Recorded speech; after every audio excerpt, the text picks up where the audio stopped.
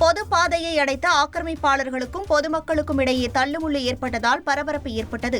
அரியலூர் மாவட்டம் ஆண்டிமடம் வாரியங்காவல் செல்லும் சாலையில் வில்லாநத்தம் கிராமம் உள்ளது. இங்கு 150 குடும்பங்கள் உள்ள நிலையில் பொது பாதையை சிலர் ஆக்கிரமிப்பு செய்ததாக கூறப்படுகிறது. இந்த நிலையில் பாதை ஆக்கிரமிப்பை கண்டித்து பொதுமக்கள் சாலை மறியலில் ஈடுபட்டனர். அப்போது ஆக்கிரமிப்பாளர்களுக்கும் பொதுமக்களுக்கும் இடையே தள்ளுமுள்ளு ஏற்பட்டதில் பெண் உட்பட 3 பேர் காயமடைந்தனர்.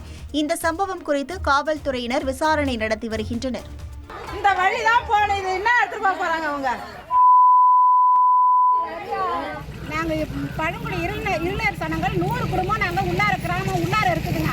இதுல வழி போகக்கூடாதுன்னு பட்டா இருக்குன்னு சொல்லி ரோடு போட தடுக்கிறாங்க, தடை பண்றாங்க.